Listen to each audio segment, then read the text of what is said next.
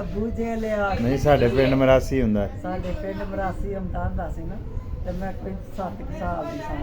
ਤੇ ਉਹਨੇ ਨਾ ਪੜ੍ਹਨੀ ਹੈ ਨਾ ਤੇ ਮੈਂ ਸਦਕੇ ਨਾਮ ਮੁਹੰਮਦ ਨੂੰ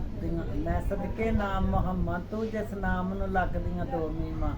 ਉਹਨਾਂ ਮੀਮਾਂ ਨੂੰ ਲੱਖ ਤਜ਼ੀਮਾਂ ਨਹੀਂ ਜਿਸ ਨਾਮ ਨੂੰ ਲੱਗਦੀਆਂ 2 ਮੀਮਾਂ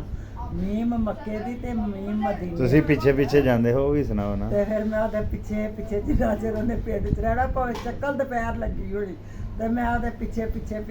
ਤੇ ਮੇਰੀ ਅੰਮੀ ਨੇ ਆਖਣਾ ਨੇ ਅੱਜ ਜੰਮੀ ਜਿੰਨਾ ਚਿਰ ਉਹ ਰਹਿੰਦਾ ਉਹਦੇ ਪਿੱਛੇ ਜਾਂਦੀ ਫਿਰ ਉਹਨੇ ਇਹ ਪੜ੍ਹਨਾ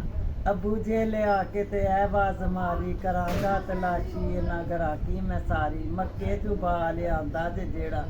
ਵੇਖਾਂ ਦਾ ਉਸ ਨੂੰ ਬੁਝਾਉਂਦਾ ਹੈ ਕਿਹੜਾ ਮਰਦਾ ਪਾਉਣਾ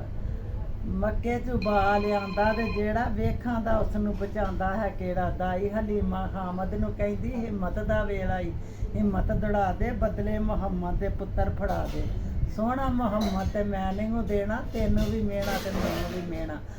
ਅਬੂ ਜਹਿਲ ਚੁੱਕੇ ਤੇ ਨਜ਼ਰਾਂ ਮੁਲਾਵੇ ਬੱਚੇ 'ਚੋਂ ਖੁਸ਼ਬੂ ਮੁਹੰਮਦ ਦੀ ਆਵੇ ਫਿਰ ਛੱਡ ਜਾਂਦਾ ਸੀ ਨਾ ਅਬੂ ਜਹਿਲ ਆਂਦਾ ਸੀ ਬਈ ਇਹ ਮੁਹੰਮਦ ਇਹ ਕਿ ਕਦੋਂ ਵੱਡਾ ਹੋਏਗਾ ਤੇ ਫਿਰ ਮੇਰੇ ਨਾਲ ਵੇਖਾਂ ਦਾ ਮੈਂ ਕੀ ਕਰ